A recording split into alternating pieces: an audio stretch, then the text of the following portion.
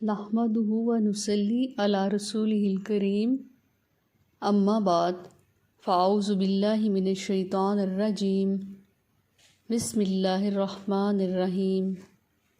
ربی اشرح لی صدری ویسر لی امری واحلل عقدۃ من لسانی یفقہوا قولی۔ آج ہم سورۃ بقرہ کی آیت نمبر 21 کا ترجمہ اور کچھ ڈیٹیل کریں گے۔ تو ترجمہ شروع کرتے ہیں۔ آیت نمبر 21، یا ایھا الناس اعبدوا، یا ایھا اے ناس لوگو، بدو عبادت کرو، ربکم الذی اپنے رب کی جس نے خلقکم پیدا کیا تمہیں، والذین اور انہیں جو من قبلکم تم سے پہلے تھے، لعلکم تاکہ تم تتقون تم بچ جاؤ۔ تو آیت نمبر 21 سے جو ہے ٹاپک چینج ہو رہا ہے۔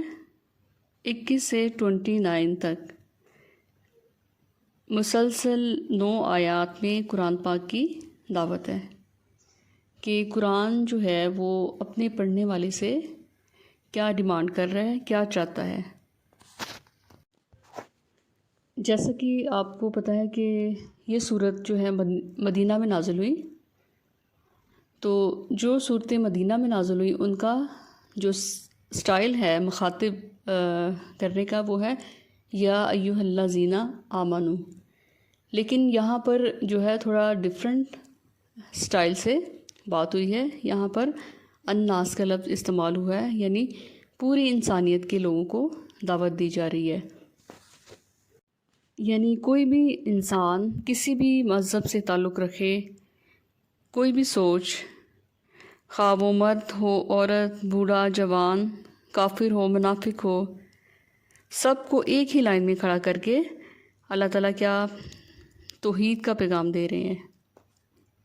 تو اس لیے یہاں پر الناس کہہ کر خطاب کیا گیا ہے۔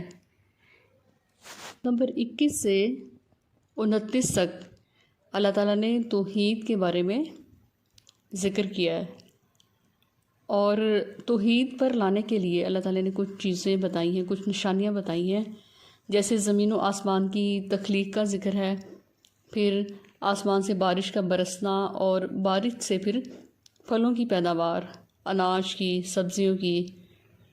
تو یہ نشانیاں بتانے کے بعد جو ہے وہ شرک سے رکنے کا حکم دیا گیا۔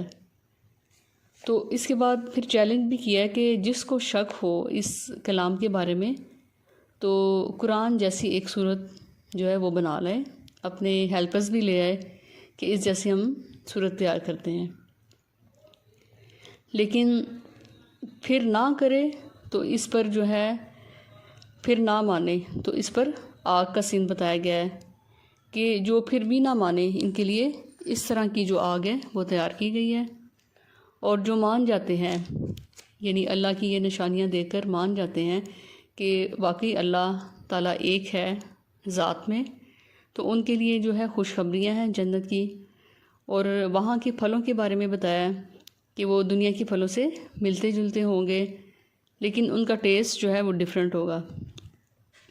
پھر پاکیزہ بیویاں، اور پھر مچھر کی مثال سے کافروں کو سمجھانے کی کوشش کی گئی ہے کہ نہ ماننے والوں کو فاسق پھر کہا گیا ہے۔ اور اس کے بعد پھر عہد کے بارے میں بات کرتے ہیں جن سے فساد پیدا ہوتا ہے، دوسروں کے حق غصب کرنا، کچھ بھی ہو سکتا ہے جس سے فساد کریٹ ہو معاشرے میں، تو ایسے لوگوں کو خسارہ پانے والے کہا گیا ہے۔ پھر اس کے بعد جو ہے زندہ مردہ کے بارے میں ڈسکس ہوا ہے کہ جب انسان کو اللہ تعالیٰ زندہ کرتے ہیں، زندگی دیتے ہیں، اس کے بعد وہ جب مرے گا تو اس نے واپس کس طرف جانا ہے، اس کی واپسی کہاں پر ہے۔ پھر 7 آسمانوں کے بارے میں ذکر ہوا ہے، اور کہا ہے کہ ان پر غور و فکر کرو اور توحید پر آ جاؤ اور اللہ تعالیٰ کو ایک مانو۔ تو اس لیے یہاں پر پوری انسانیت کے لوگوں کو دعوت دی جا رہی ہے۔ الہامی کتابیں اور انبیاء کے آنے کا مقصد اور جو عبادت ہے وہ صرف اللہ تعالیٰ کے لیے، یعنی صرف اور صرف اللہ کو مان لینا کافی نہیں ہے، بلکہ اللہ کی ماننا، یعنی اس کے حکموں کو ماننا، تب جو ہے بات بنے گی۔ تو اگر انسان یہ کہتا ہے کہ وہ اللہ کو مانتا ہے، ٹھیک ہے، لیکن اللہ کی نہیں مانتا، یعنی وہ ہر معاملے میں اپنی مرضی کرتا ہے، وہ قرآن کے حکم کو نہیں دیکھتا یا نبی کی سنت کو نہیں دیکھتا، وہ اپنی مرضی سے زندگی بسر کرتا ہے، تو اس کا کوئی فائدہ نہیں ہے۔ یعنی اللہ کو مان رہا ہے کہ ہاں اللہ کی ذات ہے، لیکن اس کے جو حکم اس نے نازل کیے ہیں اس کو نہیں مانتا، تو معاشرے میں یا گھروں میں وہ اللہ کے حکموں کو امپلیمنٹ نہیں کرتا، تو کوئی فائدہ نہیں ہے۔ گھروں میں اپنی مرضیاں چلانا، اپنی منمانی زندگی بسر کرنا، اپنے حکم کریٹ کرنا، تو اصل میں اللہ تعالیٰ یہاں پر یہی سمجھانا چاہ رہے ہیں کہ اللہ تعالیٰ کی مخالفت کی جو چیزیں ہیں، مخالفت کی جو باتیں ہیں، جن کو طاغوت کہا گیا ہے، خواہ وہ انسانوں میں سے ہو یا جنوں میں سے ہو، ان کی مخالفت کرو، کیونکہ عادت جو ہے اس کا معنی ہے ٹوٹل فرما برداری کرنا، یعنی اس میں اپنی مرضی نہیں چلے گی، ساری مرضی اللہ تعالیٰ کی۔ تو اسی کے پینل میں ایک ٹرم جو ہے وہ نبیوں کے لیے استعمال ہوئی، پیغمبروں کے لیے، کہ پیغمبر کی اتباع کرنا، پھر اللہ تعالیٰ تم سے محبت کرے گا، کیونکہ اللہ تعالیٰ اپنے جب حکم نازل کرتے ہیں، اپنی مرضی بتاتے ہیں کہ اس کی مرضی یہ ہے، تو وہ پیغمبروں کے ذریعے ہی بتاتے ہیں۔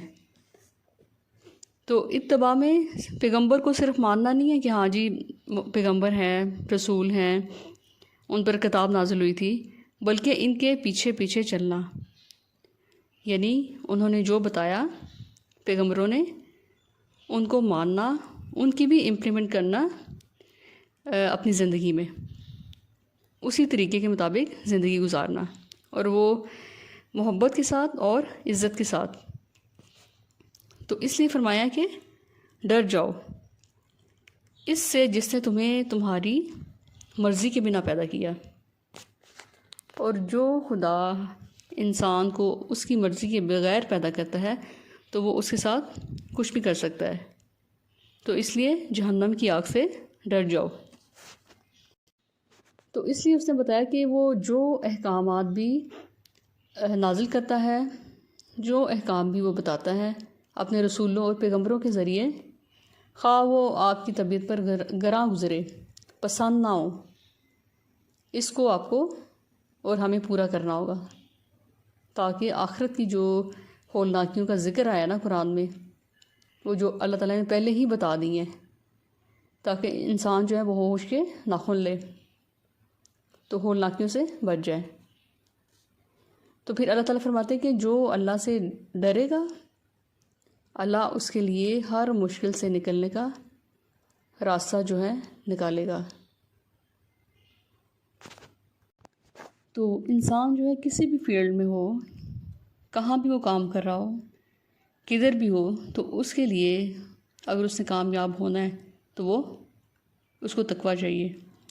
اور تقویٰ کیا ہوتا ہے؟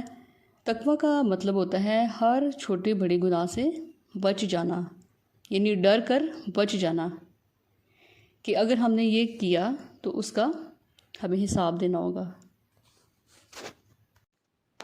تو انسان کا اپنا معاملہ ہو یا وہ دوسروں کے ساتھ کوئی معاملہ کر رہا ہو، تو اس کے ساتھ وہ جو ڈرنے کا ایلیمنٹ ہے وہ رکھے،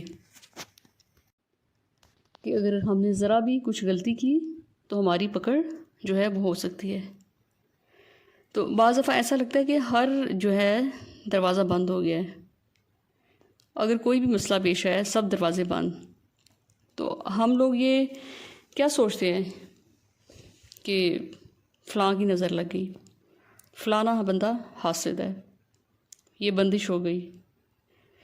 یہ اگرچہ یہ سب چیزیں ہمیں قرآن اور حدیث سے ملتی ہیں، اس کے شرط جو ہے موجود ہیں، لیکن ہر آنے والی پریشانی، ہر آنے والی تکلیف کا جو ہے وہ دوسروں کو بلیم کرنا، ہر وقت شکایتی انداز، ہر وقت طبیعت پر کچھ نہ کچھ گراں گزر رہا ہوتا ہے، کوئی بندہ، کوئی چیز، ہر وقت جو ہے شکایتی رویہ، ہر وقت ناشکری، کہ کہتے ہیں کہ 24 گھنٹے جو ہے نا ہماری آئیڈیل سچویشن ہو.